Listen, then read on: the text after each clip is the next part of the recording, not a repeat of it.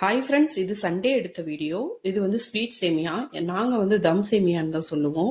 யாரெல்லாம் எங்களை போல தம் சேமியான்னு சொல்லுவீங்கன்னு மறக்காம கமெண்ட்ல கூட ஷேர் பண்ணுங்க. பாப்பா பெருநாளுக்கு இந்த ஸ்வீட் தான் செய்ய சொல்லி கேட்டா. அம்மா கேசரி நிறைய செஞ்சிட்டாங்கன்னு சொல்லிட்டு நாங்கள் அதோடவே விட்டுட்டோம். நல்லா டேஸ்டாகவே இருந்தது. அதனால நான் வந்து இதை பெருநாளுக்கு அடுத்த நாள் செஞ்சேன். எவ்வளோ நெய் தேவையோ அவ்வளோ நெய் சேர்த்து சூடு இருந்ததும் விருப்பமான நட்ஸ் எல்லாம் வறுத்துக்கலாம். என்கிட்ட பாதாம் மட்டும்தான் இருந்தது, அதனால நான் பாதாம் வறுத்துக்கிட்டேன். பாதாம் கொஞ்சம் வறுபட்டதும் எவ்வளோ சேமியா நம்ம செய்ய போகிறோமோ அந்த சேமியாவை இதே நெய்யிலேயே சேர்த்து வறுத்துக்கலாம். ஒரு 3 to 4 நிமிஷம் வறுத்தா போதும். கலர்லாம் சேஞ்ச் ஆகணும்னு அவசியம் இல்லை. கொஞ்சமாக தான் நான் சேமியா சேர்த்துக்கிறேன். கொஞ்சம் சேமியாவை சேர்த்து ஒரு 3 to 4 நிமிஷம் இந்த நெய்யிலேயே வறுத்துக்கலாம். நல்லா வறுபட்டதும் இது வேகிறதுக்கு தண்ணி இல்லைன்னா பால் சேர்த்து வேக வைக்கலாம். பால் சேர்த்து வேக வைக்கும் போது டேஸ்ட் நல்லாவே இன்னும் நல்லா இருக்கும், என்ஹான்ஸ் பண்ணும். அதனால வந்து நான் பால் சேர்த்து வேக வைக்கிறேன். கேசரி செய்கிற மாதிரியே தான் ப்ரொசீஜர்.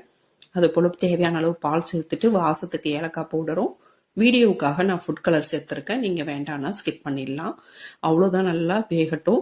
இப்போ ஓரளவுக்கு கொஞ்சம் சேமியா வெந்ததும் சுகர் நம்மளுக்கு தேவையான அளவு சேர்த்துக்கலாம். நான் சுகர் கொஞ்சமாக சேர்த்துட்டு கண்டென்ஸ்டு மில்க் வீட்டில் இருந்தது, அதனால் அதை காலி பண்ணணும்னு சொல்லிட்டு அதை சேர்த்துக்கிட்டேன்.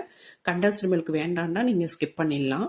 கண்டென்ஸ்டு மில்க் சேர்க்கறதுனால கொஞ்சம் ஒரு மாதிரி கொலன்னு கொஞ்சம் டெக்ஸ்சர் ஒரு மாதிரி இருக்கும். அதையே அதை ஸ்கிப் பண்ணிவிட்டு வெறும் சுகர் மட்டும் சேர்த்தா செஞ்சா அப்படியே உதிரியா அருமையா வரும். இது ஒரு தடவை ட்ரை பண்ணி பார்த்துட்டு எப்படி வந்ததுன்னு எனக்கு கூட கமெண்ட்ல ஷேர் பண்ணுங்க. வீடியோ பிடிச்சிருந்தா லைக் பண்ணுங்க, சப்ஸ்கிரைப் பண்ணுங்க, சப்போர்ட் பண்ணுங்க ஃப்ரெண்ட்ஸ். தேங்க்யூ.